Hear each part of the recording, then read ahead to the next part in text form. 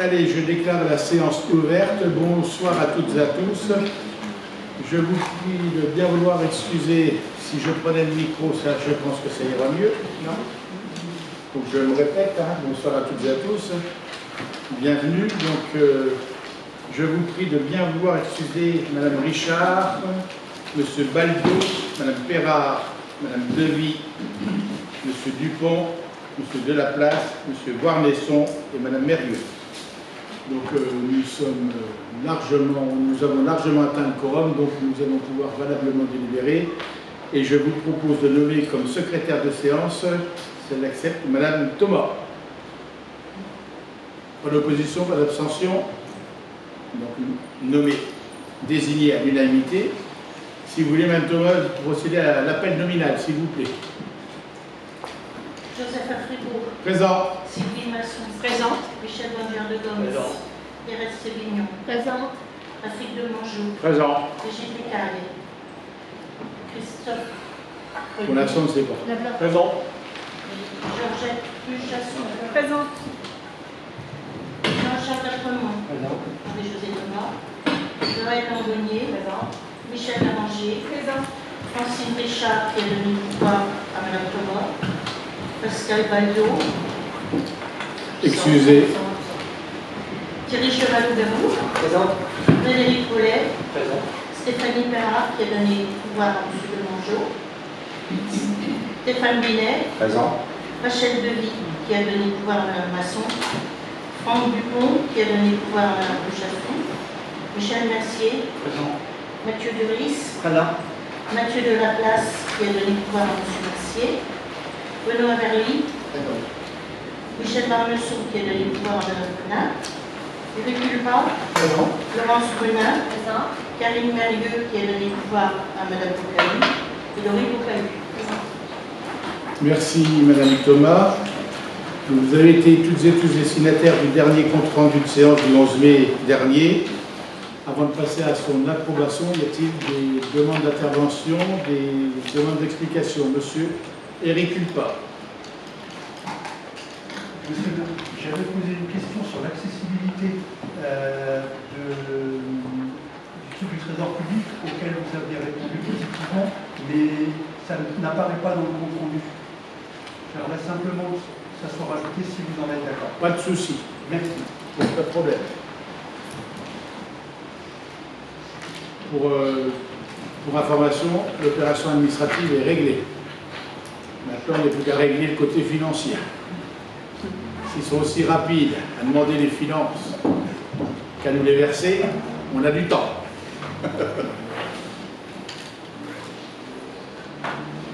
D'autres demandes d'intervention? Non? Y a-t-il des oppositions? Des abstentions? Donc procès verbal adopté à l'unanimité des présents avec le complément d'information à rajouter, bien sûr, il n'y a pas de souci. Je vous demanderai, Mme Thomas, de procéder à la lecture de l'ordre du jour, si vous voulez. Point numéro 1. Taxe locale sur la publicité extérieure, TLPE, signature de la convention avec la REFPAC, GPAC, fixation de la tarification. Point numéro 2.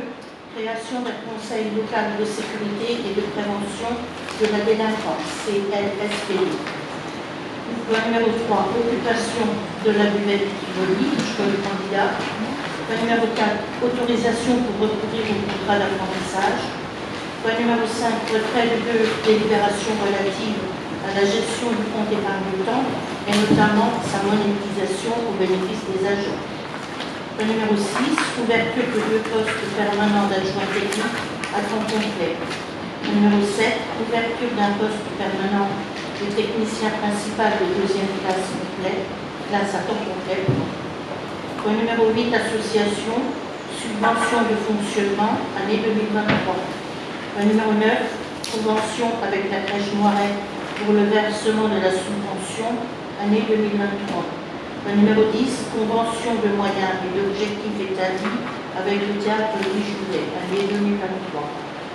Point numéro 11, avenant à la convention d'objectifs et de moyens établis avec le relais Ardennes, pays Rotellois. Point numéro 12, fête de Sainte-Anne, validation du programme. Point numéro 13, retelage, validation du programme. Point numéro 14, acte pris par M. le maire dans le cadre de ses délégations. Et point numéro 15, affaire diverses. Merci Madame Thomas. Je vous proposerai de rajouter 2 points à l'ordre du jour, si vous en êtes d'accord. Donc un projet qui nous est présenté par Espace Habitat quant à l'implantation d'un béguinage dans le secteur gare. Donc on a un avis à donner là-dessus, dans un premier temps. Et aussi une décision qui vous est proposée de vendre un tracteur vétuste des services techniques.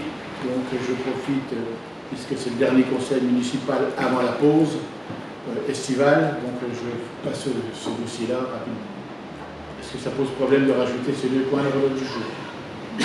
Pas d'opposition, pas d'abstention, je vous remercie.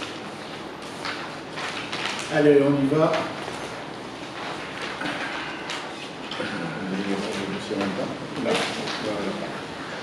Donc la taxe locale sur la publicité extérieure, la TLPE, signature de la convention avec la REFPAC et fixation de la tarification. Donc il vous a rappelé dans ce dossier-là que la ville a signé une convention avec la société REFPAC le 10 décembre 2020 pour le suivi de la gestion de la taxe locale sur les publicités extérieures. C'est-à-dire que cette société gère les surfaces posées sur les vitrines des commerçants. Et c'est un boulot fastidieux, donc c'est plus un technicien de le faire que nous. Donc à l'époque, la ville a signé une convention et ça fonctionne très bien. Cette convention, elle couvrait les années de 2020 à 2022. Donc on doit en signer une nouvelle pour la prochaine séance, c'est-à-dire 2023-2026. Donc cette prestation, elle s'élève pour les 4 années à 11 900 €. C'était 11 700 € les 3 dernières années. Donc il y a un recensement et une mise à jour complète de la base de données qui seront intégrés dans le prix, et ça se fera en 2026. Les tarifs actuels, on vous les rappelle, donc vous avez eu les rapports, voilà, on vous rappelle les tarifs actuellement appliqués pour la TLPE, voilà. Et les tarifs, on vous rappelle que ces tarifs n'ont pas évolué depuis 2008, et on vous rappelle aussi dans ce rapport que ne sont pas soumis à la taxe les enseignes autres que celles scellées au sol si la somme de la superficie est égale à plus de 12 mètres carrés, les préenseignes, les dispositifs dépendants des concessions municipales d'affichage et les dispositifs apposés sur des mobiliers urbains, bien entendu. Alors je vous propose, si vous voulez, d'appliquer les tarifs maximum légaux pour permettre à la ville de récupérer une partie des frais de gestion engagés, parce que tout ça, ça coûte, ça coûte quand même pratiquement 12 000 €. Et cette décision doit être reprise avant le 1er juillet prochain, pour que ce soit seulement appliqué au 1er janvier 2024. Sinon, on repartirait en janvier 2025. Et aussi, voilà, donc, il faut m'autoriser à signer cette nouvelle convention et décider l'augmentation appliquée. Alors, il y a une tarification. Elle est où la tarification? Voilà. Ah oui, donc les tarifs actuels appliqués sont les suivants. Donc 0,7 exonération. Donc de 7 à 12 mètres carrés, de 15, on passerait à 17,70 €. De 12 à 50 mètres carrés, on passerait de 30 à 35 mètres carrés, à 35,40 € du mètre carré. Et à plus de 50 mètres carrés, à 60 €, de 60 € à 70,80 € le mètre carré. Voilà en gros ce qu'est. On a reçu cette société donc, qui fait du bon boulot, et c'est quand même une rentrée d'argent de plus de 62 000 € qui rentre dans les pièces depuis plusieurs années. Et il y a lieu aussi de toiletter, et je dirais que par la suite il faudra aussi voir un peu, ne pas augmenter pendant 10 ans et puis mettre un coup à un moment donné d'augmentation. Il vaudrait mieux faire un lissage en fonction du coût de la vie pour que ça soit un peu plus indolore pour tout le monde. Oui, monsieur Chevalot. J'ai une question. Si vous pouvez revenir sur le slide d'avant, s'il vous plaît. Je vois qu'en fait, nous, on appliquait le tarif de 7 à 12 mètres carrés de 15 € par mètre carré. C'est ça que le maximum était déjà de 17,70 €. En fait, on est déjà presque au maximum. Non, on applique 15 mètres carrés, on applique 15 € de 7 à 12 mètres carrés, c'est 15 € actuellement. Oui. Le maximum légal applicable en 2024, c'est 17,70 €. Non, mais c'est ma question, c'est qu'en fait, il n'y a pas eu d'évolution depuis 2008, Oui. Et malgré ça, on est quasiment au tarif. Enfin, je veux dire, il n'y a pas. On n'est pas, il y a quand même 2 euros d'écart quand même. Hein. Oui, enfin, je veux dire, c'est-à-dire que pendant, si je compte bien, ça fait 15 ans, quoi. Pendant 15 ans, on n'a pas vu. Enfin, je veux dire, on n'est pas loin de la vérité, quoi. Je veux dire, en 15 ans, ça n'a pas dû augmenter beaucoup de l'autre du maximum. Non, finalement, de 15, on passe à 17,70 €. Ça reste encore raisonnable sur les dernières années, bien sûr, avec la tarification 2024. Là, la tarification 15 €, c'est la tarification du précédent, de la précédente tarification, donc les 3 dernières années. Donc, je n'ai pas la tarification des années antérieures. Vous voyez ce que je veux dire? Voilà. Ça veut dire qu'on était à 15 €. Alors, excusez-moi, mais dire autrement, on était à 15 € mètre carré en 2008, de 7 à 12 mètres carrés, c'est bien ça? Non. Non, on était moins cher que ça a évolué. Ah oui, on était 15 €, oui. Voilà, oui. Mais non, mais je ne vois pas où va la question. Quelle est votre question réelle? Qu'est-ce que vous voulez exactement? La question, c'est que je dis que voilà, on ne peut pas avoir évolué depuis 2008. Oui. Donc à 15 €, on passe à 17,70 €. Oui, ça d'accord. Voilà. Ce que je veux dire, c'est que de 2008 à 2000. Ça veut dire que le maximum n'avait pas dû bouger beaucoup non plus alors. Ça veut dire que le maximum n'avait pas dû bouger aussi beaucoup pendant ces 15 ans. C'est le constat qu'on peut faire. C'est les tarifs légaux qu'on applique. Oui. Ce n'est pas nous qui les fixons, bien sûr, on prend la grille. Hein. On a vu ça avec la société pour essayer de trouver un terrain d'entente là-dessus. Mais effectivement, il y a une très petite évolution de 2008 à 2000, au 1er janvier 2024, parce qu'on passe de 15 € à 17,70 €. Mais il y avait un bon toilettage aussi à faire parce que voilà, au niveau des affichages, seulement sont pris les affichages sur les vitres et celles qui sont suspendues ne sont plus prises en compte. Donc vous voyez, il y a quand même des modifications à prendre en compte. D'autres questions sur ce dossier-là? Non? Des oppositions? Des abstentions? Donc, oui, je vous rappelle que la Commission des finances a émis un avis favorable à l'unanimité des présents pour l'application de ces prix. Pas d'opposition, pas d'abstention, donc adopté à l'unanimité, je vous remercie. Création d'un conseil local de sécurité et de prévention de la délinquance, un CLSPD. Donc ce n'est pas une nouveauté, puisqu'il y en a un qui existe actuellement depuis 2017, qui ne s'est jamais réuni depuis. Donc il est rappelé dans ce rapport que la loi du 25 mai 2021 pour la sécurité globale qui préserve les libertés impose désormais la création d'un CLSPD pour les communes de plus de 5000 habitants. Donc aujourd'hui, la ville de Rethel est concernée et dans les communes comprenant un quartier prioritaire de la politique de la ville. Donc on répond aux deux critères. Donc qu'est-ce qu'un CLSPD? C'est une instance de pilotage et de concertation entre les institutions et les organismes publics et privés dont les objectifs sont la prévention et la lutte contre la délinquance. Il a pour vocation d'améliorer le vivre ensemble et la cohésion sociale. C'est vrai qu'on s'aperçoit qu'il y a des services de l'État qui travaillent de son côté, on a la ville et la police municipale de l'autre, on a les pompiers de l'autre, les organismes sociaux. Donc aujourd'hui, ce contrat local de sécurité et de prévention de la délinquance permettra d'avoir une réunion minimum annuelle avec la mise en place de thématiques pour traiter certains dossiers. Et ça permettra d'échanger et essayer de faire avancer aussi des dossiers qui sont récurrents, et vous allez voir un peu ce qu'il vous a proposé. Donc ce CLSPD il se réunira à l'initiative du maire en formation plénière, au moins une fois par an. Donc là, c'est quand même là, il y aura du monde autour de la table. Cependant, le travail opérationnel s'effectue au sein de groupes de travail réunissant les partenaires concernés par une thématique et une situation individuelle. Là, donc on y fera venir bien sûr la gendarmerie, on fera venir la police municipale, on fera venir les pompiers, les bailleurs sociaux, la maison des solidarités avec le conseil départemental, tous les services sociaux qui vont bien pour pouvoir travailler sur des thématiques. Donc on doit se prononcer donc, sur la création de ce CLSPD si vous considérez que c'est un dispositif qui pourrait être pertinent pour le futur, dans le dialogue et dans la concertation. Moi là-dessus, j'y suis favorable. Je suis même convaincu. Il n'y a pas d'autre chose derrière? Ah bon, ça a été...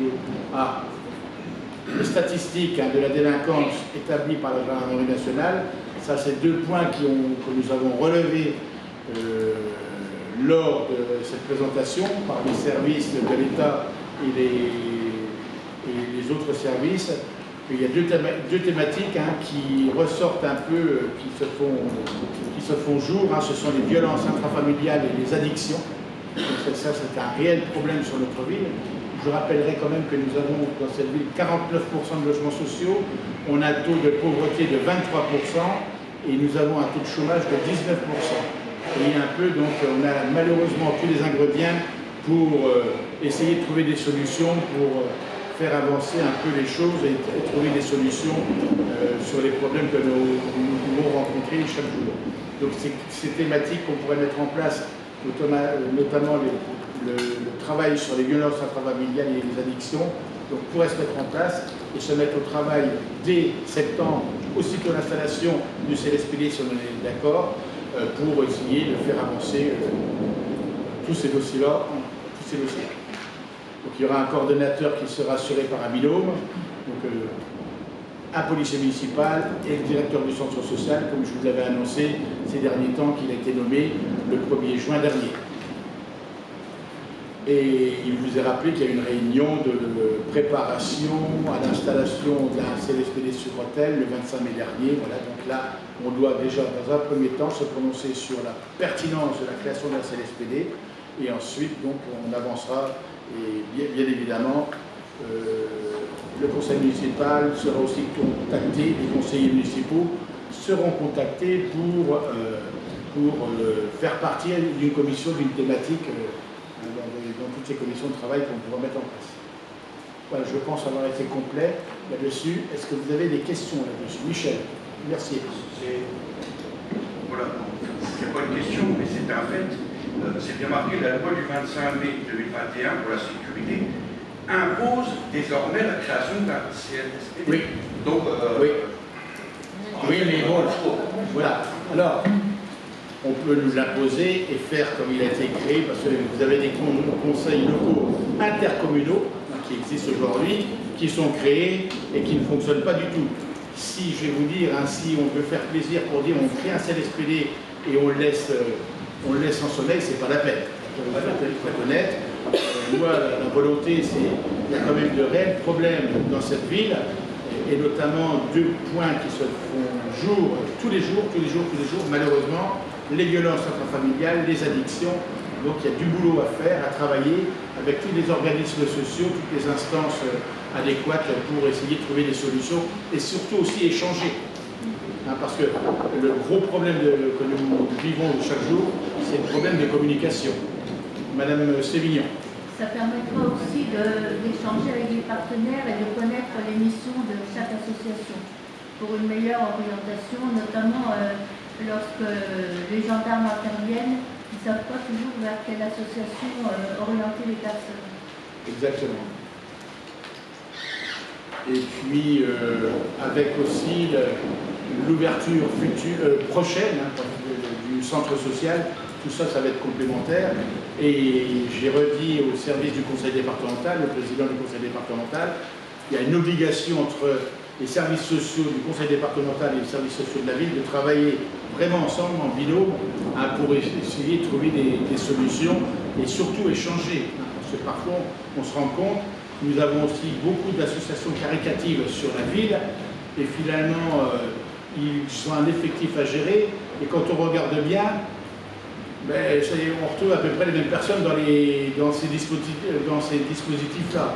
Donc c'est pour ça qu'il faut travailler d'une façon un peu plus pointue et puis essayer de trouver des solutions qui vont bien par la suite. Sur cette proposition, pas d'opposition, pas d'abstention, donc on y va. Je vous remercie. Occupation de la buvette du Tivoli, choix du candidat. Donc je vous ai rappelé lors d'un dernier conseil municipal que nous avons lancé une procédure d'appel à candidature pour l'occupation de la buvette du Tivoli pendant les fêtes de Sainte-Anne. donc qui se dérouleront cette année du 29 juillet 2023 au dimanche 6 août 2023. La soirée du 13 juillet qu'on a intégrée dans cette consultation est Rotel-Plage, du samedi 12 août au mercredi 23 août. On l'a prorogé de 10 jours au lieu de 7 jours. Donc les candidatures devaient déposer, non, les personnes, la consultation demandait aux candidats de déposer une offre avant le 1er juillet 2023. Donc nous avons consulté, j'ai dit quoi 1er juin 2023. Donc le montant de la redevance que nous avons fixé, c'était 1 900 € pour Rotel-Plage et 5 000 € pour les fêtes de Sainte-Anne, le 13 juillet au soir, le vin d'honneur qui a lieu dans les jardins le dimanche 30 juillet à la sortie de la messe, hein, pour comme ça que ça soit clair, qu'il n'y ait plus de discussion là-dessus. Une seule candidature, je ne sais plus qui m'avait posé la question, s'il n'y avait pas de candidat, on a eu chaud, il n'y a qu'une seule candidature qui a été reçue le 15 mai, des Folies Ardennaises domiciliées à Rotel. Donc les services juridiques et les services de la culture, animation, donc, ont étudié ce dossier-là et a permis aussi de confirmer la conformité de la candidature aux critères qui ont été mis en place. Donc voilà, donc si vous êtes d'accord, je dirais malgré tout on n'a pas le choix. Bon, il est proposé dans l'offre, ça n'a pas été mis, est-ce que c'est dans tout? Il est là. Occupation peut-être, j'ai voulu vous en donner un peu plus.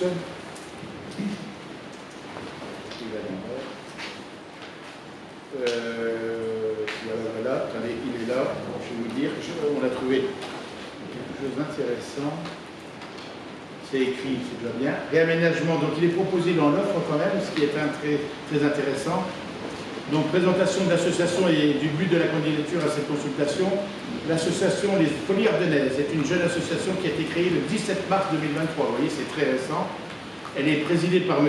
Olivier Guénelon et domiciliée 15 rue Jean Gerson à Rotel. Le but premier de l'association est de créer pour sa première édition en septembre 2024 une grande fête de la bière sur la commune de Rotel. Cette fête de la bière a vocation à devenir un événement incontournable dans le Grand Est, tout comme et dans une ampleur encore plus importante que la fête de la bière de Charleville-Mézières. Cette fête a pour objectif de fédérer sur un même événement les commerçants rotellois et associations rotelloises. L'occasion de toutes et tous de se retrouver pour faire la fête ensemble dans un esprit populaire. Cette fête a pour objectif d'attirer de nombreux visiteurs venant des 4 coins du département et des départements limitrophes, voilà, concerts, animations. Donc un tel événement demande un budget en conséquence et pour cela, afin de permettre de tenir cette fête avec un budget équilibré, l'association souhaite candidater pour la tenue des débits de boissons proposés dans cette consultation. Ces recettes permettraient l'apport principal financier sur lequel l'organisation de cette grande fête ne pourrait avoir lieu. Une suite positive à cette candidature serait donc la garantie, patati patata. Et alors, il propose dans cette offre le réaménagement du Tivoli. Tout d'abord, nous nous engageons à relooker complètement le bar du Tivoli, au-delà de remettre au propre l'espace bar, afin de pouvoir travailler dans les conditions d'hygiène et de sécurité, les meilleures par rapport à la vétusté du bâtiment. Nous souhaitons redonner un air de modernité à ce bar en le réaménageant au bout du jour avec des matériels et de la décoration de qualité. L'idée est donc de refaire la façade ainsi que le comptoir en revêtement bois, d'apporter de la décoration florale et lumineuse en suspens. J'ai quand même signalé que c'était une zone inondable, donc la déco bois ne serait qu'éphémère, il faudrait qu'elle soit renouvelée chaque année, parce que, sauf s'il n'y a pas de débordement de l'air. Voilà. Également, nous souhaitons digitaliser les visuels et la communication en y intégrant des téléviseurs. Pour terminer, nous souhaitons aménager aussi la tonnelle du Tivoli grâce à l'apport de plans de décoration et d'aménagement des gosses. Voilà. Et puis les boissons, donc ils font un détail. Donc là, personnel du service et de gestion, 4 barman, un chargé de logistique. Et puis ils font le détail des boissons qu'ils distribueront bien sûr. Là, on ne va pas juger quelqu'un sur la boisson qu'il va distribuer. Voilà en gros ce qui est proposé. Je suis assez surpris parce que la liste est-ce que j'ai la liste des personnes qui ont été consultées là-dedans? Non. Donc il y a eu au moins une douzaine de candidatures d'envoyés, et voilà, et personne ne répond. Enfin, personne, un seul. Je suis quand même assez surpris. Donc c'est vrai que c'est quand même compliqué de gérer une buvette comme ça. C'est pas pendant 8 jours. Voilà. Donc moi je vous propose, si vous êtes d'accord, c'est d'accepter cette candidature, sachant que là on part sur 3 ans. D'accord ? Ça avait été dit lors d'un précédent conseil municipal pour permettre à celui qui détiendrait finalement cet accord de faire face à des désagréments, et notamment du mauvais temps, parce que tant qu'il fait beau, il fait beau, mais le jour qu'il y a une année qui est pluvieuse, à essayer de, voilà, sur 3 ans, essayer de trouver un...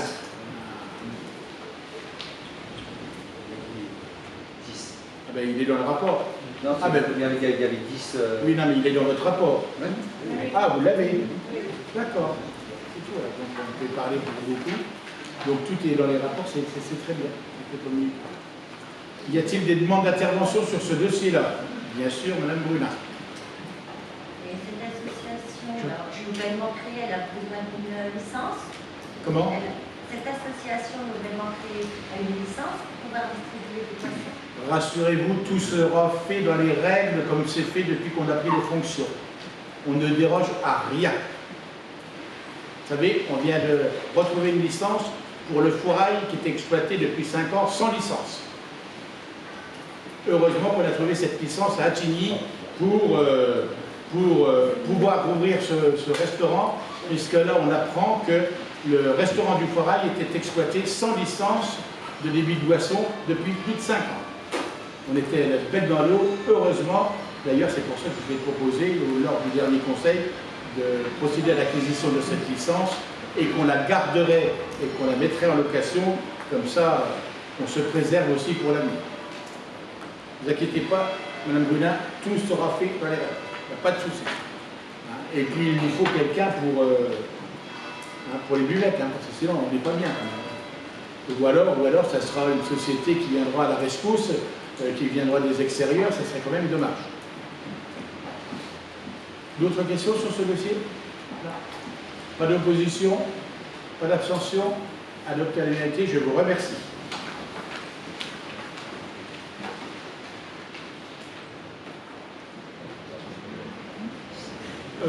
Autorisation pour recourir au contrat d'apprentissage. Oui, donc là, je vous fais une proposition.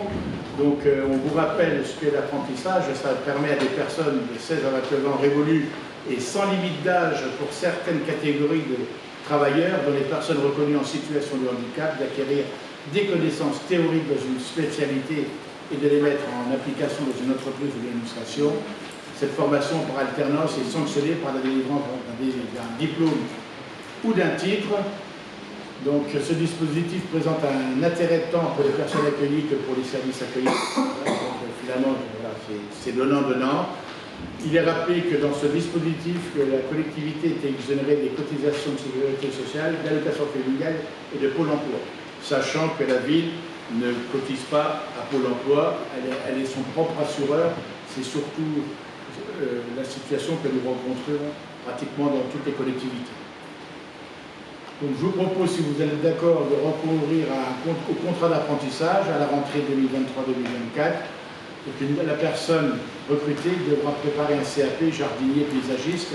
Donc là, on s'adresse dans un premier temps au volet paysager, mais je souhaite aussi qu'il soit étendu à d'autres, à tous les domaines de compétences des différents services techniques et administratifs de la ville. Ça veut dire que si les services de bâtiment, les services voirie, les services bâtiment, voirie, comment? Espace vert, qu'on puisse, et puis services administratifs, qu'on puisse recourir à des contrats d'apprentissage, pourquoi pas.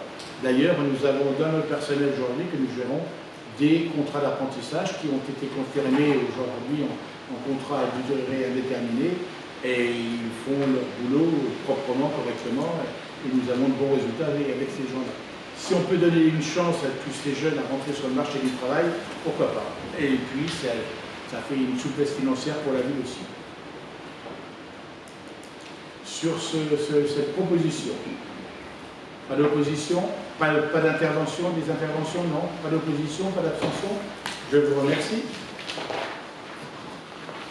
Retrait de 2 délibérations relatives à la gestion du compte épargne-temps et notamment sa monétisation et bénéfice des agents. Donc on vous rappelle qu'en 2009, le Conseil avait mis en place un compte épargne-temps. Ce système permet aux agents de capitaliser du temps sur plusieurs années, congés, RTT, vous savez un peu comment ça fonctionne, pour les solder à l'occasion d'un projet personnel ou d'un départ en retraite, toujours dans le respect de l'intérêt du service. Donc on avait pris une nouvelle délibération en 2011 afin de permettre la monétisation du temps capitalisé à partir du 20e jour et l'instauration des dispositifs d'indemnisation des ayants droit en cas de décès du titulaire. Et là, aujourd'hui, je vous propose de ne plus apporter cette possibilité de monétisation aux agents, hein, parce qu'il faut rémunérer, ça sera seulement réservé en cas de décès aux familles qui seront touchées par un décès. Le mode de consommation des joueurs inscrits sur le compte épargne-temps resterait uniquement le congé. Et le comité social qui s'est réuni donc, a donné à l'unanimité du personnel un avis favorable sur cette proposition. Oui, monsieur Averny. Non, juste savoir pourquoi cette décision, en fait, pour revenir sur cette monétisation, est-ce qu'il y avait une raison particulière? Pourquoi? Parce que finalement, le compte épargne-temps, je dirais, il est très diversifié. Et voilà, il y en a qui l'ont, il y en a qui ne l'ont pas, il y en a qui est blindé, il y en a qui l'ont pas.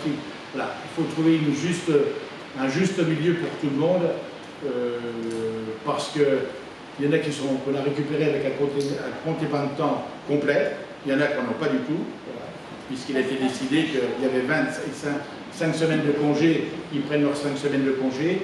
L'abondement compte épargne-temps, donc ça a été décidé en comité technique, en comité social. Donc voilà, c'est pour ne pas être obligé que comme quelqu'un part, donc devoir payer ses congés, on lui fait prendre, d'accord? Il prendra ses congés, mais il peut dire je ne les prends pas, moi je me les fais payer. Ce n'est que ça. Hein. Sauf en cas de décès, si malheureusement il y a un agent qui décédait, ce compte épargne-temps serait reversé à la famille, bien évidemment. Ce qui est logique. Voilà. Voilà. Moi, je trouve que c'est dommage de ne pas laisser le choix en fait, aux agents en fonction de s'ils veulent prendre leur congé ou ne pas prendre leur congé. Dommage de ne pas pouvoir se faire monétiser. Moi, je trouve ça dommage. Je trouve dommage aussi le comité social, je dirais, l'ensemble du personnel y est favorable. Donc voilà, donc pourquoi ça a fait l'unanimité. Je pensais qu'il y aurait pu y avoir des discussions. Le principe, c'est de dire que l'employé qui malheureusement viendrait à décéder, le compte épargne-temps serait reversé à la famille. C'est surtout ça le plus important. Que si l'employé décide de partir, s'il a 30 jours à prendre, il prend ses 30 jours de congé, et voilà, il prend ses 30 jours de congé. Voilà. Hein, ça fait aussi... c'est quand il faut sortir de la monnaie pour des comptes épargne-temps bien remplis, ça fait quand même aussi de l'argent. Mais bon, voilà, c'est pas la même chose. Sur le fond, la valeur elle est là, hein, mais c'est pas pareil au niveau de la liquidité. Voilà. Et puis, donc là, je vous dis, un comité social, ce sont des questions qui passent obligatoirement au comité social. Donc, ils ont toutes et tous émis un avis favorable à l'unanimité. Donc, pour moi, il n'y a pas de souci là-dessus. D'autres questions là-dessus? Des oppositions? Des abstentions? Adoptées à l'unanimité, je vous remercie. Ouverture de 2 postes permanents d'adjoint technique à temps complet. Donc là, ces 2 postes d'adjoint technique à temps complet, ça va nous permettre de stagiairiser donc 2 agents actuellement en contrat à durée déterminée, 2 CDD, et qui nous donnent aujourd'hui entière satisfaction. Donc il y a lieu pour les stagiairiser de créer 2 postes permanents d'adjoint technique. Voilà. Donc ces emplois répondent à l'intérêt public, à besoin réel de la collectivité, une reconnaissance et une régularisation. Ce sont les services techniques, les espaces verts, voilà, principalement. Concernant les agents contractuels de qualité et une dépreciation de l'emploi. Voilà.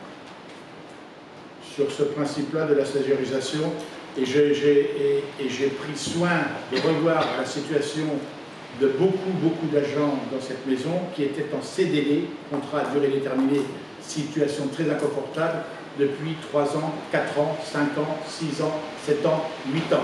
Je ne comprends pas qu'on pouvait être en CDD pendant 8 ans, voire 9 ans. Donc soit on s'est trompé de le départ, la personne est compétente, la stagérise pour la titulariser, elle n'est pas compétente, on ne s'en sépare. On ne laisse pas une situation inconfortable de beaucoup d'agents, comme on l'a constaté, pendant des années en CDD. Ça, c'est fini. Je dirais en 3 ans, je dirais que j'ai stagérisé pratiquement tout le monde. Aujourd'hui, on y voit plus clair et je dirais ça apporte un certain confort au personnel de travailler et de savoir on me garde ou on ne me garde pas. Si on le garde, on le stagérise, mais dans la stagérisation, ils ont une année. Au bout d'année, s'ils ont satisfait leurs engagements, on peut les titulariser, mais si ça ne va pas, si on a un doute, on peut les stagériser une 2e année, avant de titulariser. Voilà, tout ça fait. Des questions sur la création de ces 2 postes? Pas d'opposition, pas d'abstention? Je vous remercie. Alors, un poste permanent de technicien principal de 2e classe à temps complet, donc ça c'est un adjoint au service technique, donc qui occupe actuellement le poste de directeur adjoint, qui a été admis à un concours de technicien territorial principal de 2e classe en septembre 2022. Donc il a été titularisé le 1er juillet 2022 sur le grade d'adjoint technique après avoir été contractuel sur ce poste, sur le grade d'ingénieur depuis le 1er janvier 2021. Aussi afin de mettre en adéquation le grade de l'agent et sa fonction d'adjoint au directeur des services techniques et de valoriser l'obtention de son concours. Donc il vous est proposé d'ouvrir un poste permanent à temps complet, donc de technicien principal de 2e classe, catégorie B de la filière technique, à compter du 1er juillet prochain. Donc la création de cet emploi, il voulait rappeler aussi, répond à un intérêt public et à un besoin réel de la collectivité de proposer un meilleur service dans le cadre de sa mission. C'est pareil, c'est pour répondre aussi à le directeur des services techniques, vous le connaissez toutes et tous, je tairai son nom par correction, vous le connaissez, ses initiales c'est AP ou BA, voilà, comme vous voulez, voilà, mais qui bosse. Pas d'opposition là-dessus, pas d'abstention, je vous remercie. Association subvention de fonctionnement, donc comme tous les ans, donc on vous rappelle qu'on a décidé d'allouer une somme de 420 000 € pour les subventions de fonctionnement à verser aussi aux associations. Il vous a rappelé que ces subventions peuvent être accordées aux associations œuvrant dans un domaine où la ville peut intervenir directement ou complétant le travail de la ville directement sur le terrain. Donc là, il vous a proposé de vous prononcer sur les montants des subventions. Voilà, donc on passe en revue. Donc vous avez le chapitre social. Donc, il vous a rappelé donc, la colonne de gauche, la trésorerie au 1er janvier 2023, qui a été comptabilisée dans chaque caisse au 1er janvier 2023. Il vous a rappelé la subvention versée en 2022 et ce qui est proposé par la Commission des affaires sociales et la Commission des finances, sachant que nous avons appliqué les 10% pour la sobriété énergétique, pas à l'ensemble, parce qu'on a tenu compte aussi des associations qui n'étaient pas hébergées par la collectivité. Donc c'est normal. La crèche multi-accueil du Noiret, donc c'est une convention, donc on n'a pas obtenu la trésorerie au 1er janvier, mais ça va. Ils n'ont pas eu leur assemblée générale pour valider leur solde, donc ils n'ont pas voulu nous le communiquer, mais bon, il n'y a pas de souci avec eux.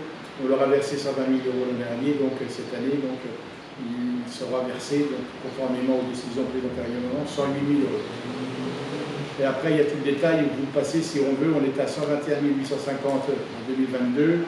Vous avez été toutes et tous destinataires des dossiers, d'accord? Je pense que tout le monde a pris connaissance. Donc si vous voulez, on prend le total des chapitres, et puis celui qui va intervenir, des demandes d'explication, on y va.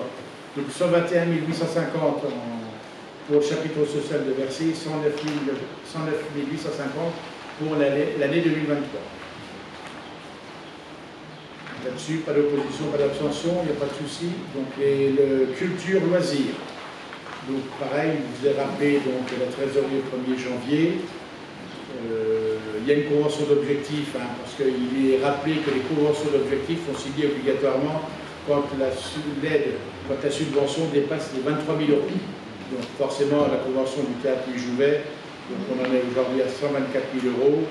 Aujourd'hui, il est proposé 111 600, donc c'est l'application des 10%. Il est où ce dossier-là? Parce qu'il y a dedans la consommation. Il est dedans. Parce qu'on a demandé aussi, pour votre information, puisqu'on parlait des... Il est où? Non, je ne l'ai pas le temps. C'est vous qui l'avez. Non, mais la fiche qui avait été faite, là. C'est la fiche qui a été faite. Vous savez, j'avais demandé au service de calculer les dépenses énergétiques, enfin, eau, électricité, gaz, pour savoir un peu, sachant que l'espace Louis Jouvet, je crois que ça doit être à peu près. Vous n'avez pas là-dessus? Non, non, je ne l'ai pas. C'est dommage que je ne l'ai pas là. Non, non, non, non, non, non. Vous savez, c'était une feuille sur 3 000. 44 500. Hein? 44 500. 44 500, oui, exactement. 44 500 de dépenses cumulées, électricité, gaz à l'année. Vous voyez, c'est quand même, c'est pas neutre pour la ville. Hein. Il y a une subvention qui est versée, mais il y a aussi des frais de fonctionnement qui sont payés aussi par la ville. Hein. Donc c'est pour ça que dans le cadre, on n'entend plus beaucoup de flambée des prix actuellement, dans le cadre de la sobriété énergétique, mais soyons prudents. On verra ça par la suite. On voit l'évolution du gaz, donc ça fluctue, ça monte, ça descend, mais bon, il faut être prudent là-dessus. Comment? Voilà, donc là, pour ce chapitre-là, 146 700 sur culture loisirs, il est proposé donc à la répartition 134 095 €. Vous avez tout le détail, bien évidemment. Et on tient compte des associations qui sont hébergées par la ville, parce qu'il y en a qui sont hébergés aussi par la Comcom. Le cadre de vie nature à venir, donc là, c'est 450 €. Cadre de vie, donc anciens combattants, donc on n'y a pas touché. Donc ce sont de bons malheureux qui s'occupent bien de leurs associations. On ne va pas, et puis ils ont des soldes d'enquête, vous voyez, donc ils ne sont pas énormes. Regardez Nature à venir, au-dessus, 29 402. Après 24 902, s'ils ont des projets, ok, mais je rappelle que ce sont des subventions de fonctionnement. Ce ne sont pas des subventions d'investissement qu'on accorde aujourd'hui. Donc voilà, après, reste à savoir si dans ces 29 000 € qu'ils ont thésaurisés jusqu'à maintenant, voilà, s'ils ont des grands projets, et à travers les assemblées générales, donc il n'est rien indiqué qu'il y a des gros montants qui vont être prélevés pour investir dans quoi que ce soit. Donc on estime quand même que 29 000 € dans les caisses, comme d'autres, hein, attention, je ne cible pas Nature à venir, hein, il y en a beaucoup d'autres, vous le voyez à travers les documents. Donc voilà, donc chapitre anciens combattants, 950 €, on maintient le même montant pour cette année. Les sapeurs-pompiers, c'est pareil, donc vous voyez 22 000 en caisse, 5 000 l'an dernier, donc 4 500 cette année. Sachant aussi que les deux associations, les jeunes sapeurs-pompiers et l'amicale des sapeurs-pompiers, se sont regroupés. D'accord? Aujourd'hui, il n'y a plus qu'une association. Donc, voilà, là, il est proposé 4 500. L'Adrasec, qui est hébergé par la ville au-dessus des écoles Gambetta, donc un local, mise à disposition gracieusement, donc 540 €. Hôtel sportif football, proposé par la commission des sports et tout ça, pareil, donc 17 000 € dans les caisses, 19 000 € de subvention l'an dernier, 17 100 €, donc proposition de versement cette année. Roller hockey convention, alors là Eric, je vous interpelle, si vous voulez, en tant que président du roller, on n'a pas la trésorerie au 1er janvier 2023, hein, donc ce serait sympa qu'on puisse l'avoir. Donc actuellement, donc, la subvention était versée de 27 000 euros. Donc aujourd'hui, serait versé 24 300 euros, donc c'est moins les 10%, voilà. Hein, mais ça serait bien qu'on puisse avoir la communication de la trésorerie au 1er janvier 2023. Allez-y. Monsieur le maire, on a fini notre saison samedi dernier, enfin pas samedi là, mais l'autre samedi par la Ligue de Champions de France. Donc tous les comptes sont mis à jour pour l'Assemblée Générale qui devrait avoir lieu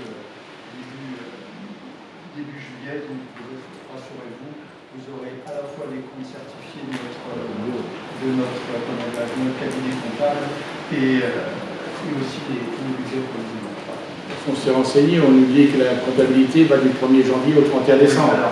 Donc voilà, donc rien n'empêche de l'avoir au 1er janvier parce que vous êtes sur une saison. Justement, cette année, on voulait justement travailler plutôt en saison qu'en année civile, qui correspond plus à, j'allais dire, aux actions du club. Okay. C'est vrai que socialement, quand on a des employés, c'est plus simple de faire du 1er janvier au 31 décembre, mais on s'aperçoit que l'annualisation donne des résultats qui sont en 12e, qui sont un peu compliqués. Donc c'est pour ça que je souhaiterais qu'on puisse passer, effectivement, si c'est possible, de septembre à septembre. Donc on aura un exercice qui sera 1 an et demi. Sur le prochain exercice. D'accord, ok. Non, comme ça, au moins, ça permet d'être clair avec les gens. Ça marche. Ensuite, malheureusement, trésor.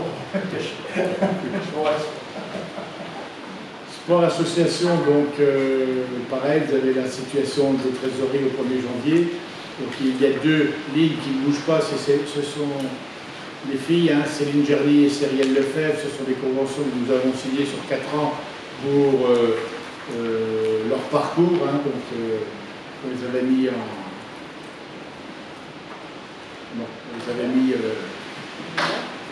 l'honneur, voilà.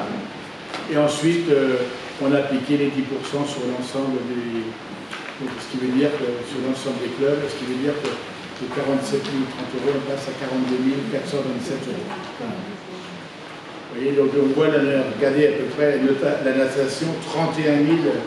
Donc 31 000 dans les caisses pour une subvention de 3 200.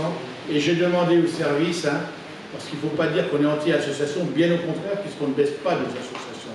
Les montants sont toujours maintenus et je crois qu'on fait le maximum, tout ce qu'on peut déployer en logistique, parce qu'on ne parle pas de la logistique que la ville met à disposition des associations.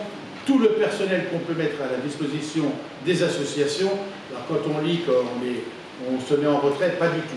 C'est une gestion à avoir aussi, parce que jusqu'à maintenant, c'était un peu abracadabrantesque, on faisait un peu tout et du n'importe quoi, on mettait les montants. Quand vous avez 32 000 dans les caisses, on verse 3 200, ce serait utile de voir un peu à quoi servent les 3 200. Voilà. Est-ce qu'il y en a une partie qui part en thésaurisation, hein, donc de dire on thésaurise, ou est-ce que ces 3 200 ont été utilisés complètement dans leur fonctionnement? C'est un exemple, hein. Le tennis, regardez, 37 000 euros dans les caisses. Ce sont des exemples comme ça, à voir un peu derrière ce qu'on peut y trouver. Donc, et ce ne sont que des subventions de fonctionnement que nous versons. Nous avons toujours répondu présent, et je le redis haut et fort pour faire taire un peu, excusez-moi, j'ai très méchant les bouches de fiel qui racontent des mensonges. On ne se met pas en retrait des associations, bien au contraire, je crois qu'on a tout fait jusqu'à maintenant pour prouver le contraire, puisque même en période de Covid, la seule collectivité, la seule ville qui n'a pas réduit ses subventions par un non-fonctionnement malheureusement provoqué par le Covid, ça a été la ville de Rethel. On a maintenu les montants pour ne pas appliquer une double peine à tout ce monde associatif. Donc voilà, raison gardée, et puis voilà. Mais je tenais à le redire quand même parce que quand il y a des contre-vérités, ça fait mal de les lire, et surtout voilà, on a le droit de ne pas être d'accord, on a le droit de s'engueuler, on n'a pas le droit de mentir. Allez, Madame Bruna. Je voudrais revenir sur le solde de trésorerie. Pour moi, je ne vois pas. J'entends pas beaucoup, Laurence. Tu m'aides. Approche du micro. Vous dites qu'elle font du capital, pas du tout. Comment? Quand vous dites qu'elle capitalise, pour moi je ne suis pas d'accord. Vous prenez leur solde, là, 31 décembre 2022. La saison sportive est commencée le 1er septembre, mi-septembre. C'est-à-dire que l'association récupère en début d'année toutes les cotisations de leurs licenciés, alors que les frais de fonctionnement vont être au fur et à mesure sur la période septembre à juin. Donc c'est normal qu'elles aient un petit peu de trésorerie. Je ne peux qu'être d'accord avec vous, Madame Brunat, il n'y a pas de souci, bien au contraire, mais je m'inscris en faux dans ce que vous dites, puisque vous pouvez reprendre vos rapports antérieurs sur les 3 dernières années, puisqu'on était assez transparent dans tous les documents, vous verrez que les soldes en caisse ne diminuent pas au 1er janvier. Donc il y a quand même de la thésaurisation ou un maintien de la trésorerie, tant mieux si on veut, parce que s'ils ont des projets, ça permet aussi pour eux de prendre des décisions personnelles et d'être un peu plus autonome. Et la ville, comme on l'a dit, n'a jamais refusé d'être présente lors d'un investissement, s'il y a des travaux, comme là il y a des travaux qui auront lieu sur le toit de l'impact, donc la ville interviendra, d'accord? Parce que c'est quand même des gros montants. Voilà, ce sont des exemples, De dire ce que vous dites là, mais je suis d'accord en disant que... Ce solde-là va leur servir toute l'année pour faire... C'est ce que j'ai dit. C'est ce que j'ai dit. On va leur dire qu'ils capitalisent. Comment? Si, puisque, attendez, si vous voulez que... Mais on n'est pas là pour étaler la comptabilité de chacun. Voilà, tout le monde doit être traité sur le même pied d'égalité. Mais il y en a qui capitalisent aussi en place. Il y a des placements en bourse aussi. Tant mieux, je dirais, ils gèrent le plus précisément possible, ils vont chercher des intérêts, mais qu'on aille chercher des intérêts sur des produits financiers sans risque. Si vous allez sur des livrets A aujourd'hui, tant mieux, le livret A il est repassé à 3%, peut-être 4% demain, tant mieux. Mais quand on voit qu'il y a des placements sur les marchés financiers, c'est autre chose. Parce que là, c'est de la bourse, là. Donc, et là, ce sont quand même des deniers publics, donc il faut être prudent. Donc là-dessus, on ne s'immisce pas, ce sont les constats que nous faisons, et on y voit aussi la pertinence de la demande et du montant qu'on doit verser. Donc on met personne en porte-à-faux, et on est à l'écoute de toutes et tous. Le fonctionnement, je vous dis, ce ne sont que des subventions de fonctionnement. Après, si on était sollicité pour des travaux, donc des travaux d'investissement, là, ça devrait être délibéré dans les commissions respectives et une décision du conseil municipal, bien évidemment. Puisque... Oui, M. Chevalet. Je vais dans le sens, c'est-à-dire qu'en fait, effectivement, le problème, c'est qu'on a un petit peu... On a des saisons qui vont en gros de septembre à juillet. On a des saisons qui vont de septembre à juillet. Et on a des... Comment dirais-je? On demande en fait un bilan au 1er janvier. Je trouve que à la limite, pourquoi on ne fait pas comme font le requête? On met tout le monde, il y a pas ça permettra d'avoir les bons éléments. Non mais ça ne change rien, parce que je vais vous dire, vous prenez la date ça ne change rien. Si on prend la date du 1er juillet, on aura toujours la même situation chaque année au 1er juillet. Arrêtez de jouer sur les mots. Je dirais on prend le 1er janvier parce que c'est l'année civile, puisque les subventions, nous on les vote pour l'année. On ne vote pas sur l'année sportive, on les vote aussi pour l'année civile. Voilà, donc ça ne change rien sur le fond. Et que ce soit au 1er juin, que ce soit au 1er janvier, je dirais, c'est leur besoin qui change. Mais sur le fond de la caisse, il est toujours là, il est toujours là. Bien évidemment. C'est le solde en caisse qui est thésaurisé, qui ne sert pas au fonctionnement. C'est ça qui figure au 1er janvier. Voilà, c'est tout. Moi, j'ai rien inventé, c'est le constat qui est fait.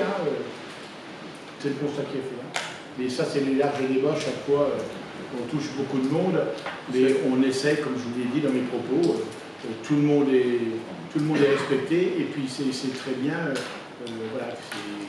Moi, j'ai rien d'autre à dire que tout ce que j'ai pu vous dire jusqu'à maintenant. Donc, s'il y a d'autres interventions, pourquoi pas? Non? C'est bon, on a fait le tour. Michel.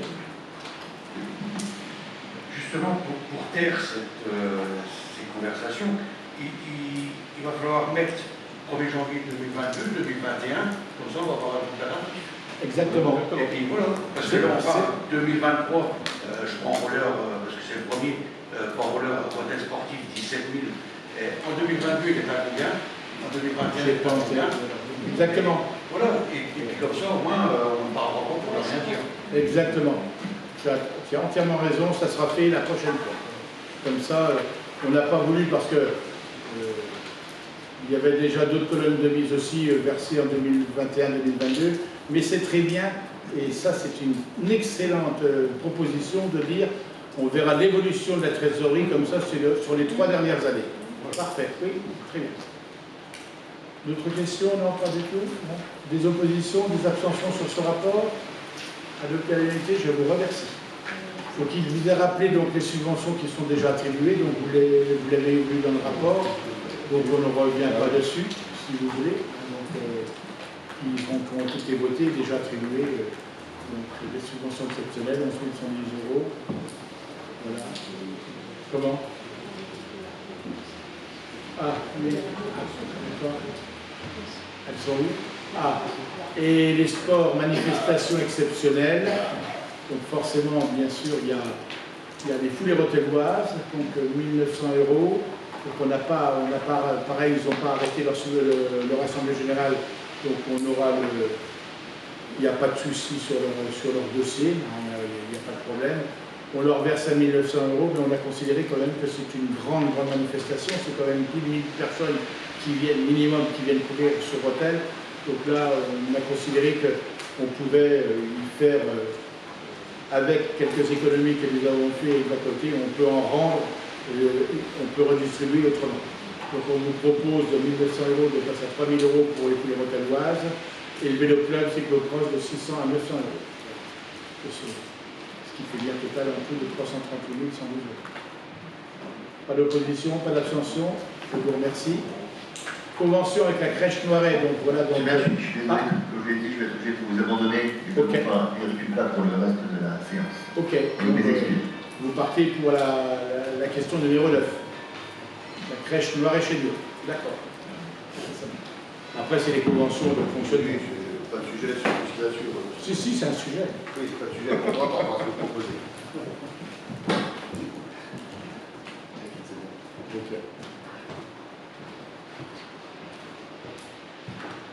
Comme je vous le disais sur ce dossier, comme d'autres qu'on va voir, donc dès qu'une subvention dépasse le montant de 23 000 €, il y a lieu de signer une convention avec l'association concernée.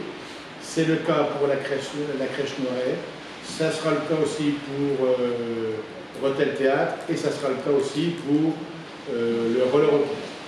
Donc là, la subvention qui a été versée à la crèche Noiret est supérieure, c'est ce que je vous ai dit.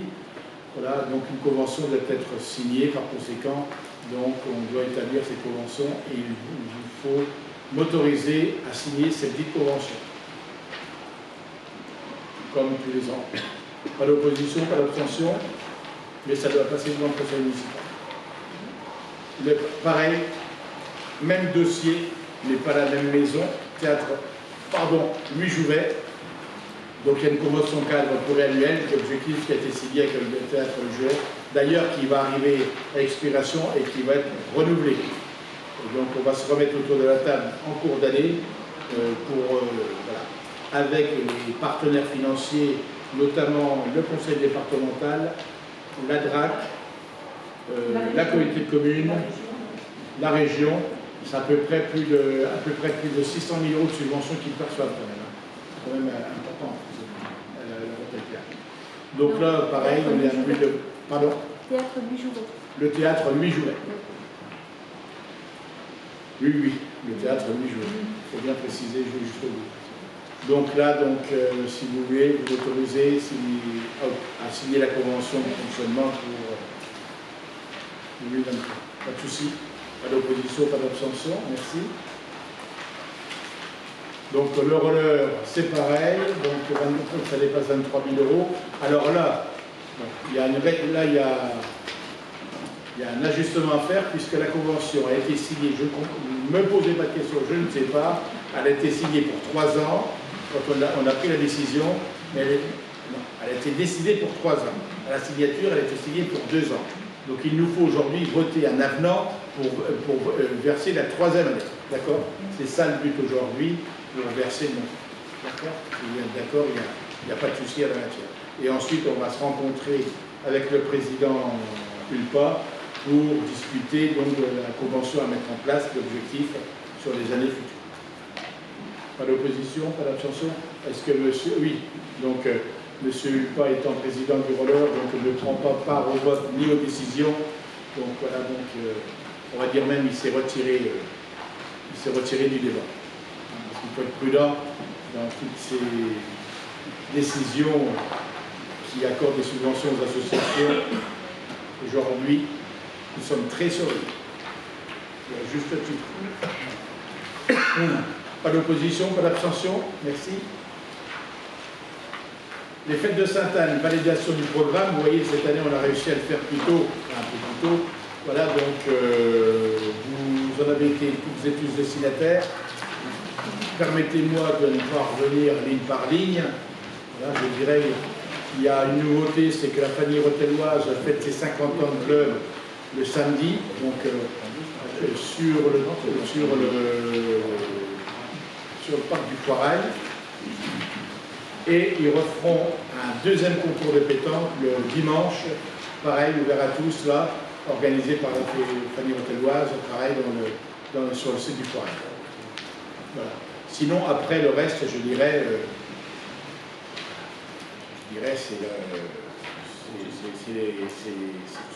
ce sont les journées bien remplies chaque fois. Là, on a voulu que chaque journée soit animée, même le lundi, même le mardi, même le mercredi, parce que le lundi, s'il vous plaît, le lundi, voilà, le lundi, vous voyez, il y aura de la parade des animaux géants, l'après-midi pour les enfants. Il y aura une soirée communautaire le soir, qu'habituellement le lundi, le mardi, mercredi, c'est un peu la pause. Là, on a voulu que ça soit aussi quand même une période festive pour l'ensemble des Rotellois et extérieurs. Donc, on a trouvé des animations pour ces après-midi-là. Pareil pour le mardi après-midi, hein, donc défilé de mascotte de Val d'Islet. Donc, ça, c'est offert par les forains. Et avec un bal animé, vous voyez, mais les horaires sont plus réduits par l'orchestre présence. Et les heures un peu plus tôt. 0h30 pour le lundi et les 0h30 pour le mardi. Le mercredi, c'est 0h. Donc il y aura, c'est le mercredi traditionnel avec notre ami Bernard Bojanec, voilà, son thé dansant au Tivoli. La fête fermera à minuit. Après, il y a le jeudi, donc il y a la tombola organisée par le forain. Donc c'est la journée tarif réduit. Et il y a l'orchestre Anthracite qui sera présent. Voilà. Les fermetures de la fête à 2h. Le vendredi, soirée bavaroise. On a trouvé une animation un peu à la demande un peu des forains. Donc soirée bavaroise animée par Die Five Willingen. J'ai su dire.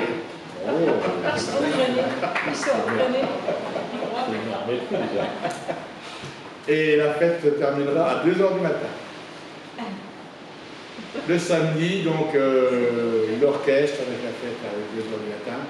Et le dimanche, grand feu d'artifice à 22h30 et non 23h. Et la fermeture à 24h. C'est pas 0h. 24 heures. Alors, j'ai voulu quand même aussi, pour une grande transparence, c'est quand même un coût estimé de 120 000 € pour l'organisation des fêtes de Sainte-Anne. Parce qu'à ceci s'ajoute, bien sûr, il y a l'élection de la Miss Sainte-Anne qui aura lieu vendredi prochain. Ce vendredi qui arrive, il y a les chars. Donc, il y a combien de Miss Sainte-Anne de prévus là, de candidates? Combien? 13 candidates ont postulé. Et le nombre de chars? 8 chars. Et une cavalcade de 10 groupes. Ouais, des groupes folkloriques, c'est pareil, hein, c'est une moyenne d'à peu près, en cumul, on en est à 22 000 € à peu près. Rien que pour les groupes. Hein. Ça va très vite. Sur ces fêtes de Sainte-Anne, sur ce programme-là, non, je dirais que... Ouais, je suis désolé, mais c'est son programme. Je n'ai rien à dire sur la qualité du programme, c'est très bien. Ce que je regrette surtout, c'est que la commission culture à laquelle je fais partie, on n'a pas été approché pour travailler sur ce programme. On l'a appris lors de la dernière commission, on nous l'a présenté, comme on le voit aujourd'hui. Donc je dénonce le fait que cette commission ne participe pas à la préparation de programme de Sainte-Anne, comme on va voir tout à l'heure pour Montel-Plage. La commission n'est jamais appelée à participer aux réunions. Et ça, je le déplore. Alors, je pense qu'il n'y a pas que celle comme commission, mais les autres commissions, moi, je pense, c'est pas mon problème, chacun son problème. Mais cette commission, en fait, nous, on est extrêmement frustrés. Enfin, je vais parler pour moi, excusez-moi, je parle pour tous mes camarades dans ce sentiment. Je suis extrêmement frustré de venir en réunion, de découvrir, de faire c'est un enregistrement en disant bah voilà c'est comme ça. Bon, bien sûr on peut apporter une modification, mais on ne travaille pas. Il n'y a pas de réunion de travail sur toutes ces fêtes. C'est vraiment frustrant. Donc je suis frustré. Moi je le suis. Après, je ne sais pas. Donc voilà. Donc je ne sais pas si je dénonce ça. Je dénonce ça, cette façon de faire. Ok. Madame Truchassou.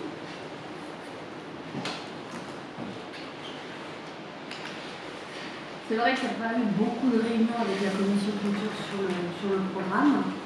Maintenant, c'est pas évident d'organiser ces fêtes de Sainte-Anne. Il y a des choix à faire, il y a des devis qui sont reçus. C'est pas moi qui décide du coût que ça doit coûter. Donc maintenant, il faudrait peut-être qu'on en discute. C'est pas quelque chose que je peux répondre là tout de suite maintenant. Voilà, il faudrait se consulter peut-être un petit peu plus. C'est pas simple. C'est pas simple. Pour moi, le programme a été présenté à la commission. Donc, M. Chevalot, il fallait vous exprimer. C'est bizarre que chacun vous exprime parce qu'il y a la télévision, là. C'est bizarre, vous n'avez rien dit à cette commission. Je vais vous dire, et vous savez très bien comment on organise un programme de fête de Sainte-Anne. Je ne parle pas de l'organisation de la reine de Sainte-Anne, et tout ça, c'est autre chose, ça peut se discuter. Mais le programme par lui-même, on regarde les prix. Et je vous dirais, on n'a pas toute la latitude sur les groupes. Et sur les groupes, c'est en fonction de leur disponibilité. Il n'y a pas de Cretel, ça vient tellement de partout. Il faut que les groupes soient disponibles et il faut aussi que ce soit viable financièrement. Vous pouvez faire comme vous avez fait une fois, je vous donne 5 000 et vous nous faites un peu l'artifice. Non, ça ne marche pas comme ça. Donc il faut voir un peu tous les contacter des sociétés et qui nous fassent des propositions. Et vous savez ce que c'est les propositions, c'est quelque chose d'horrible, c'est très cher. Donc on essaie de prendre le moins cher, c'est tout, c'est comme ça. Les orchestres, c'est pareil. Voilà. Donc qu'est-ce qu'il y a d'inventé plus dans le programme? Rien de plus. Après, qu'il y a des soucis, je l'ai entendu, il faut parler clairement, et ce n'est pas le débat ici, là, ça peut se faire à la commission, que les réunions Reine de Sainte-Anne et patati patata, ça ne se fait pas. C'est très compliqué tout ça. Vous savez que dans les commissions, il y a déjà du travail de fait en amont par les adjoints, donc que je soutiens tout le temps, bien sûr, et puis après, donc c'est présenté dans les commissions, et les commissions, elles sont là pour en débattre. Mais je ne vois pas pourquoi aujourd'hui ce débat vient en séance plénière, que les commissions elles sont là pour en débattre. Voilà, donc d'autant plus que vous admettez que c'est parfait. Attendez, ça c'est votre façon de voir les choses. Non, c'est pas ma façon. Mais tournez pas, vous allez prendre encore à votre avantage. J'ai simplement dit que nous n'avons pas été consultés pour travailler sur la préparation de Sainte-Anne. Bien sûr que on a fait une réunion, on nous a présenté comme on fait aujourd'hui. Voilà quoi, c'est tout. Je veux dire, celle-ci. Voilà, celle qu'on verra juste après, c'est encore pire, on n'a rien vu du tout, on va le découvrir comme les autres. On confirme. Non, vous qui avez ce ressenti-là, mais tous ces dossiers-là ont été présentés lors des commissions. Non, monsieur le maire. Lors des commissions. Non, monsieur le maire. À part Montel-Plage. Ah bon, alors voilà. D'accord, par Montel-Plage. Montel-Plage, on n'a rien vu, donc voilà. Mais le principal, c'est la finalité, vous l'avez dit vous-même, c'est un super programme, il est très riche, et tant mieux. écoutez. Donc ça ne sert à rien de polémiquer pour Je ne polémiquer. polémique pas du tout, c'est Voilà, que mais bien sûr que si. en vous en ferez le dixième, vous ne le supporterez pas. Si Bah, vous vous vous rendez répondez. compte, mais j'invite tous les adjoints qui sont ici présents de faire un vis-à-vis pendant 15 jours, d'être simplement conseiller municipal. Ils Vous vont faites voir le quoi là? changement. Vous faites quoi là? Ils vont voir Vous le faites quoi? changement. Vous êtes dans la majorité ou l'opposition, monsieur? Ah, ça, je l'attendais. Alors, je pense que Merci. je suis dans l'opposition parce que Ah. quand vous interdisez maintenant à certains agents municipaux, certains conseillers municipaux de me dire bonjour, donc je sais que je suis Ah pas bon? auteur de sainteté. Oui, je demande la preuve à personne, ne vous inquiétez pas. Non, mais ça c'est vrai, ça c'est votre façon de faire. Allez, s'il vous plaît, c'est pas le débat. Non, mais Donc c'est vous on qui revient à la attaquez. Sainte-Anne, C'est vous monsieur. qui commencez. On revient à la Sainte-Anne, monsieur Chevalot, d'accord? Vous m'avez placé dans l'opposition. Je vous remercie pour le soutien que vous avez Voilà, apporté il y a 3 c'est ans. Ça, c'est vraiment Très bien. remarquable. Allez. Vous réglerez vos comptes en dehors de la salle, pas ici, s'il vous plaît. On est là en public. Les Rotellois ont autre chose à penser qu'à la chiffonnerie et ils attendent une belle fête de Sainte-Anne. Comme vous l'avez dit, c'est un superbe programme et qui va coûter le moins cher possible et ouvert à toutes et à tous. Donc, combien de fois vous n'êtes pas là parce que vous êtes pris par votre travail et ça se respecte parce que tout le monde ne peut pas être présent aux commissions et c'est normal, il y en a beaucoup autour de cette table qui travaillent et tant mieux pour eux, mais ils ne sont pas disponibles. Donc ces polémiques stériles qui ne sont pas du tout constructives, c'est pas la peine, monsieur Chevalot. Voilà, donc je voulais vous le dire depuis longtemps et c'est pensé par beaucoup de monde qui s'interroge sur ce comportement interrogatif de votre part. Voilà. Si vous voulez, on revient sur le programme de Sainte-Anne que vous avez considéré très beau. Donc, y a-t-il des oppositions sur ce programme qui est présenté pour la saison 2023? Pas d'opposition, pas d'abstention? Je vous remercie. Merci de votre soutien. C'est abstention. Ah, une abstention. Bah oui, non. D'accord. Bah, je crois. Rotel-Plage, c'est pareil, le Rotel-Plage, on a décidé de le prolonger de 3 jours. Ça n'a pas été décidé seul par le groupe ou quoi que ce soit. Donc voilà. Donc là, le programme vous a été toutes et tous destinataires sur 10 jours et non 7 jours. Voilà. Qu'est-ce qui vous chagrine? Qu'est-ce qui vous perturbe là-dessus? Voilà. Vous savez, sur 10 millions d'euros de travaux présentés à la commune, on ne va pas s'arrêter sur de la chiffonnerie pareille. C'est pas. Rotel mérite mieux que ça. Mais bien sûr, La ça ville. mérite mieux que ça, monsieur. Ah. Ça mérite mieux que ça. Merci. Alors, C'est clair. on parle de Rotel-Plage. D'accord, s'il vous plaît? Je n'ai pas encore donné la parole.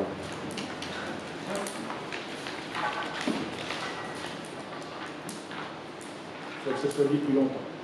Y a-t-il des interventions sur ce programme? Donc là, vous avez été toutes et tous destinataires. Monsieur Chevalot, il demande la parole. Je dis la même chose que pour le programme précédent, c'est qu'on n'a D'accord. pas été du tout. On en prend acte. Il n'y a pas de souci. Très bien, c'est bien. Merci. J'espère que ça changera par la suite. Hein? Ça se fait quelque chose. Je réunirai mes adjoints, on en discutera ensemble. Le coût estimé, là, donc, pour Hôtel-Plage, 39 000 €. Donc, et on vous annonce en même temps l'organisation d'un repas champêtre à Pargny-Resson qui va se substituer finalement à la fête locale qui n'apporte plus grand monde aujourd'hui. Malheureusement, c'est comme ça.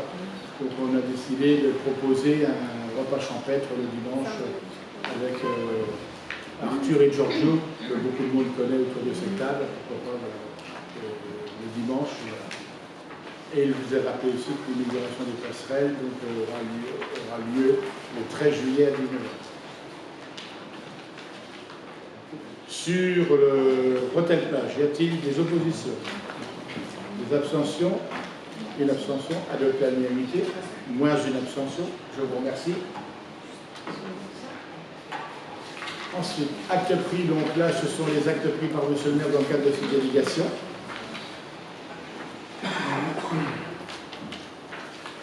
Donc 2 nouvelles possessions, 3 renouvellements et une nouvelle carrière. Voilà, ok. Et là, il y a eu 2 points de rajouter à l'ordre du jour. C'est un avis de principe pour l'instant, donc il va falloir que ce soit travaillé. Nous avons reçu cette semaine, la semaine dernière, donc Espace Habitat qui nous a fait une proposition de construction d'un béguinage pour les Rotelloises et les Rotellois. Donc dans le secteur de la gare, et notamment sur le terrain qui appartenait jadis à la société Jackson, qui a été vendu à 80 € le mètre carré à la ville. Et aujourd'hui, on a une opportunité, donc finalement, de requalifier ce secteur, gare. Pour votre information, la dépollution a été réalisée du secteur gare, ça y est. Souvenez-vous qu'on avait un dossier qui était évalué à 1,4 million de dépollution dans un premier temps. Nous sommes redescendus à 980 000.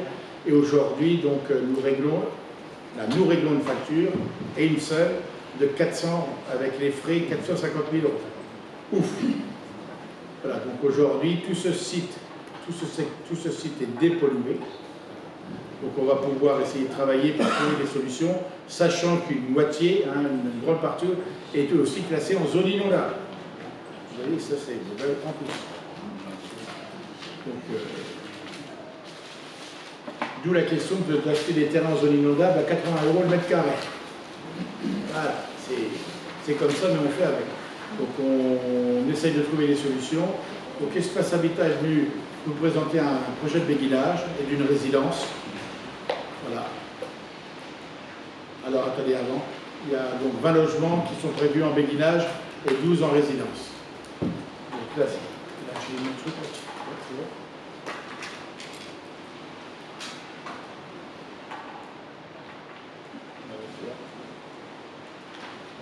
Donc le béguinage serait sur les hauteurs du secteur gare où étaient installés les cars Jackson dans le temps, si je ne sais pas si vous vous souvenez, donc ça sera là. Et puis le résidentiel serait dans le boulevard où étaient anciennement les entreprises Sablin, et c'était les bus Jackson aussi dans un point. Et là c'était Point P. Donc ces deux parties-là pourraient y voir édifier 2 résidences de 3 logements chaque côté seulement, puisque tous ces terrains-là sont en zone inondable, on ne peut rien y faire. Il faudra trouver des solutions pour y faire peut-être des parkings écologiques et tout ça, on peut trouver des solutions. Vous montrez un peu les... s'il vous plaît, voilà. Donc dans le boulevard, c'est le boulevard de la... Quel boulevard? De la deuxième DI, voilà.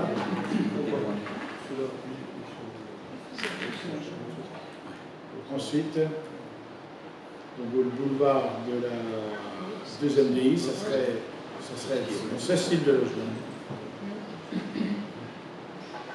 Et ça serait fermé aussi, en plus. Ça serait résidentialisé et avec un côté privatif, pour rendre un peu une certaine qualité de construction. Mais compte tenu des terrains caractéristiques inondables, donc il y a lieu de surélever tous ces bâtiments-là d'1,60 m.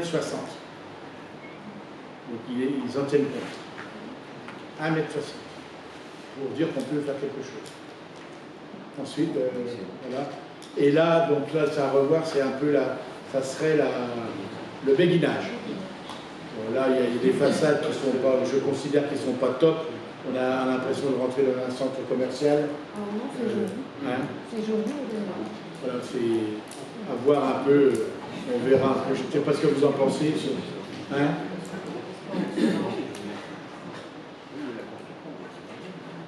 Premier, vous montrer encore les autres, voilà, les autres photos, parce que ça ne va rien dire. Voilà. Voilà le style de béguinage qui serait proposé éventuellement. Donc il y aurait une vingtaine de logements, donc il y en a 4 qui seraient en N+1. On s'interroge un peu sur cette pertinence, parce que si on parle de béguinage, il faut que ça soit du rez-de-chaussée, parce qu'à l'étage sont prévues des terrasses de 40 mètres carrés. Donc les anciens qui vont venir là, ils ne vont pas s'enquiquiner avec une terrasse de 40 mètres carrés. Donc il faut qu'on arrive à voir avec eux, parce que sera mis à disposition, si vous allez d'accord, le terrain, et la construction, tout ça, viabilisation et tout, à la charge de l'Espace Habitat.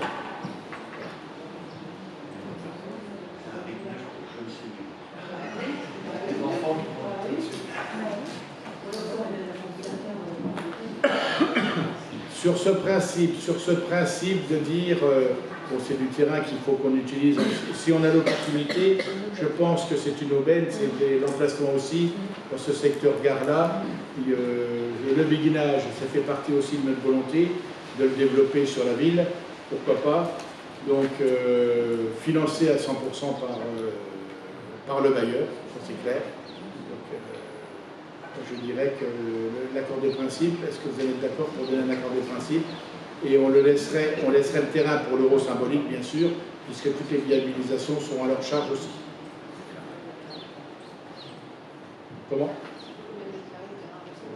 Ah, très bonne question. Le mètre carré, on reviendra dessus parce qu'il va falloir affiner tout ce dossier-là.